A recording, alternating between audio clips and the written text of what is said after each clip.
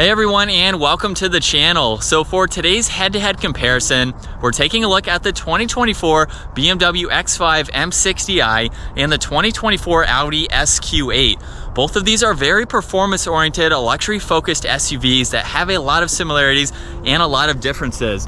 So let's jump into today's video with the starting MSRP for both of these models. For the X5, you're looking right around $89,300.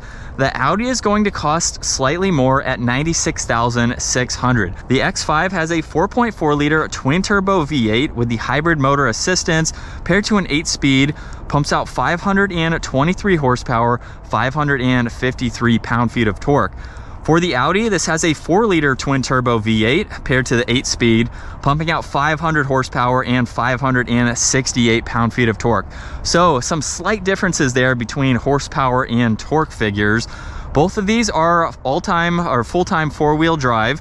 We also have a curb weight of 5,300 pounds for the X5, 5,200 for the Audi. 0 to 60 is 3.9 seconds versus 4.2.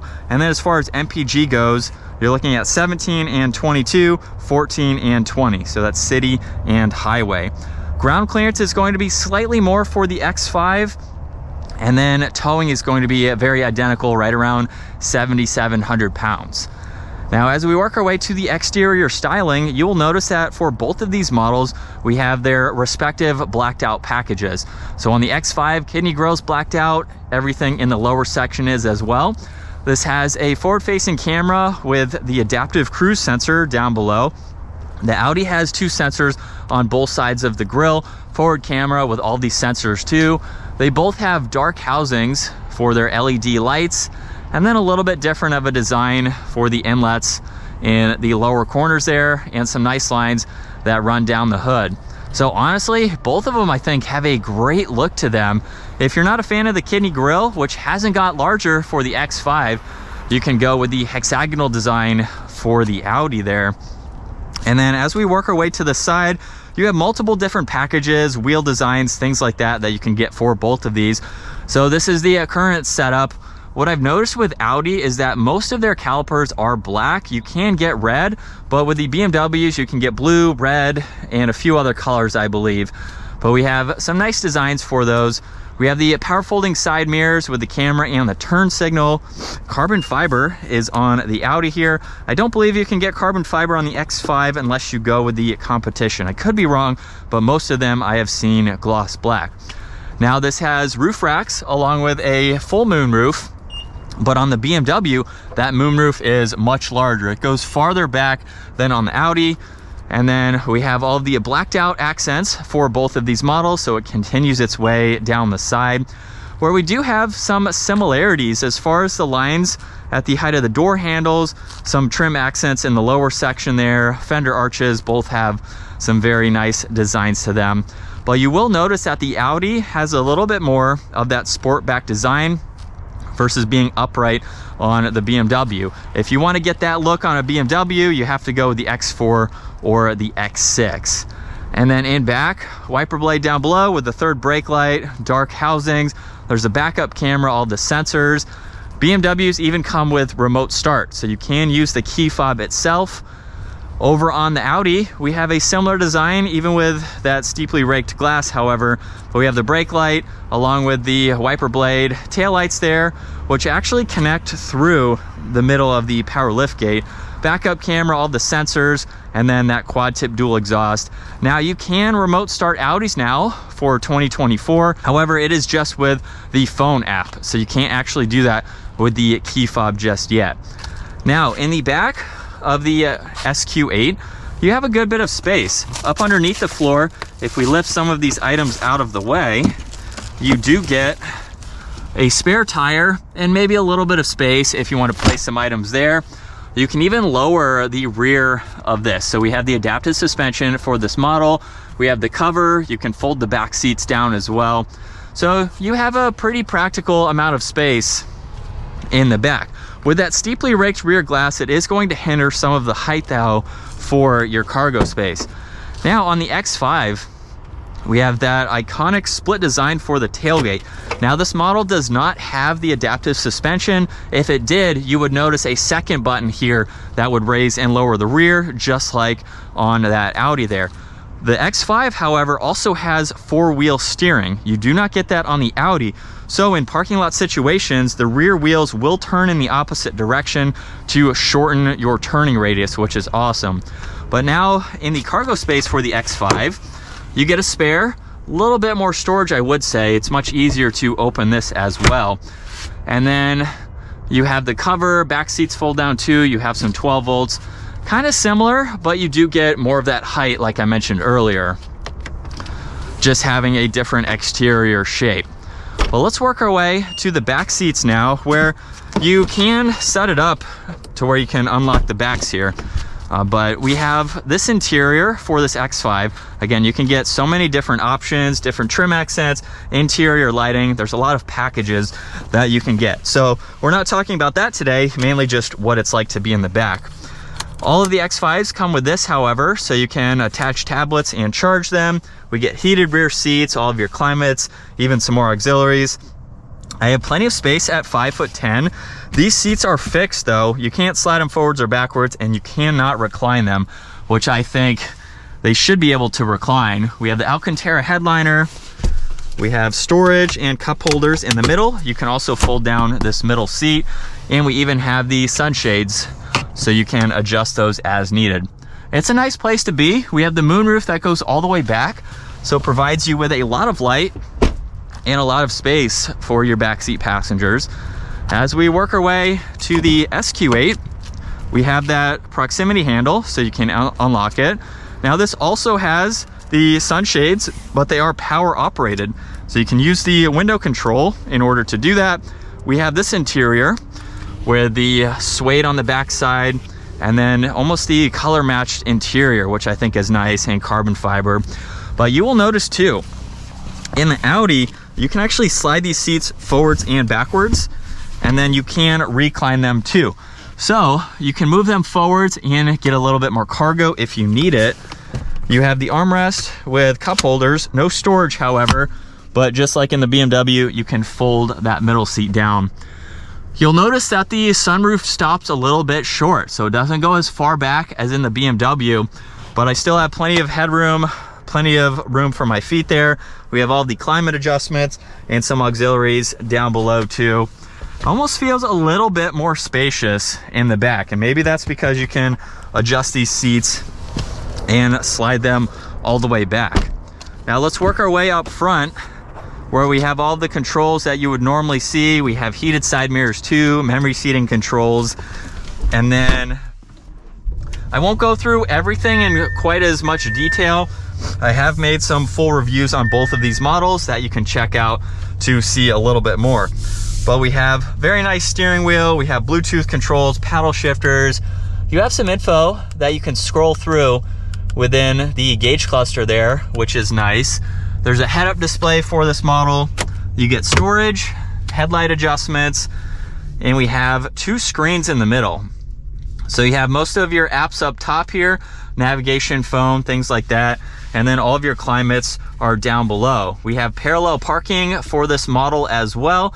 You can even adjust your rear climates, which I think is a plus. You cannot do it in the BMW. So you can get into your rears, heated steering wheel, again, all of your climates, heated and ventilated seats. You have your drive select, so you can go through all of those. We even have a shortcut to the camera system, so you can see the 3D view, and then you have a lot of different angles that you can see around. We have some safety sense that you can adjust, and then the shifter, which has a good feel to it. You can also put it into the manual setting there.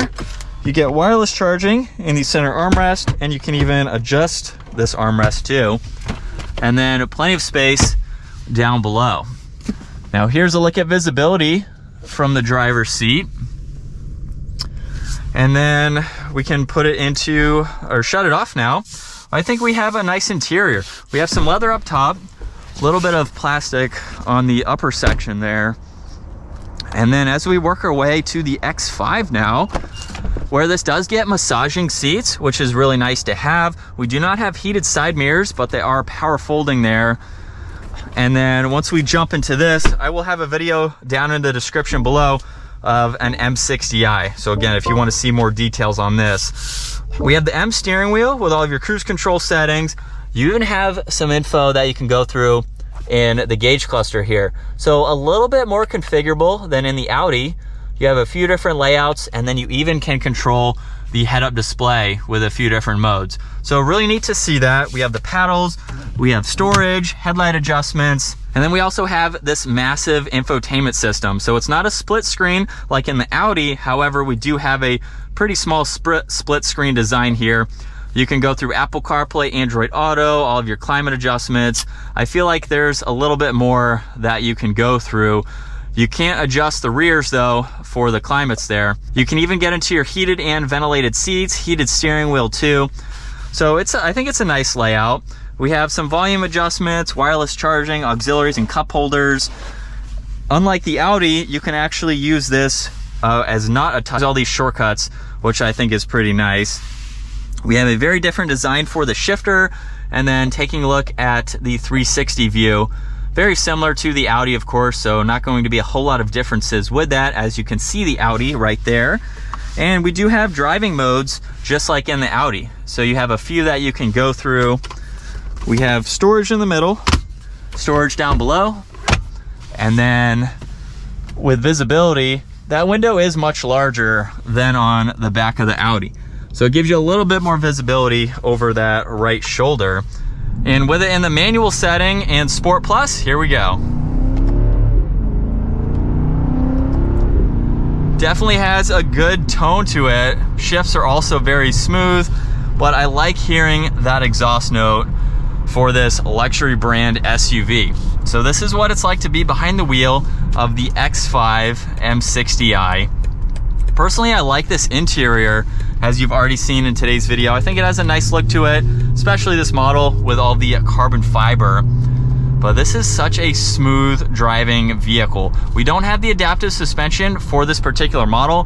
However, over some of these bumps, it drives exactly like you would think a BMW would drive. It's very refined feeling, super comfortable, would make for a great daily driver. That's why the X5 is BMW's most popular selling SUV, just because of what's available with it and what it's like to drive every day. We have the massaging seats, which is always nice to have, of course, where you have so many different settings that you can go through just to give you that more added comfort. But this is a nice place to be. We have a pretty high seating position too, so I can clearly see over both sides of the hood there. And then with the large window in the back, you really don't have any blind spots. And we do have blind spot monitoring, which is helpful in case you need it. But I will say one thing with driving this X5 is the fact that we have all-wheel steering.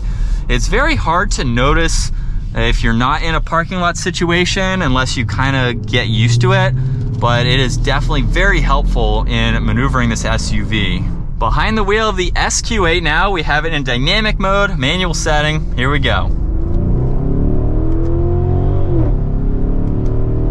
Okay, this sounds a lot more aggressive than I was anticipating, especially compared to the X5.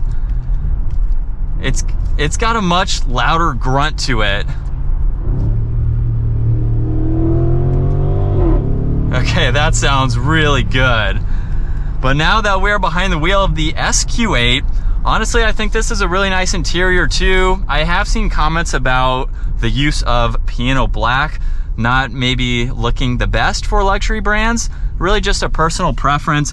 I am unsure if you can get that different. So we have carbon fiber on the sides. I wonder if you can get a different trim accent for for that there. But regardless, we have a really nice steering wheel here. Visibility is much different. You sit much lower in this versus the X5. So hopefully you can tell I can't see that passenger side quite as much as in the X5.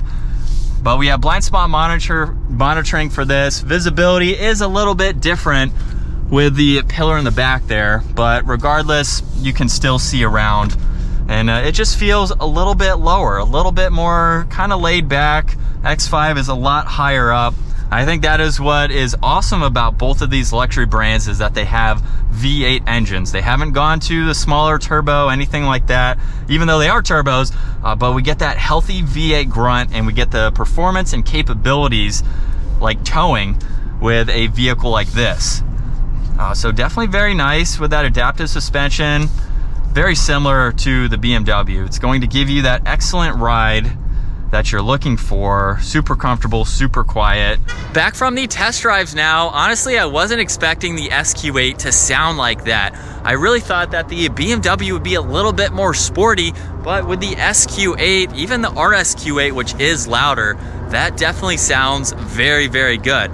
Now, I personally own an X5. It was my wife's dream vehicle, which is why we went with the X5 over the Audi version. I do own an Audi as well, so I'm a little bit torn now. Would I get an M60 or an SQ8? Based on how it sounds stock, the Audi does sound better. I kind of like the looks of the X5, but they're both super identical. I think my brother might get an SQ8 or an RSQ8 at some point, so we'll have both of these in the garage to check out and compare even more. But honestly, both great options to go with. Both have some similar pricing depending on the options that you go with.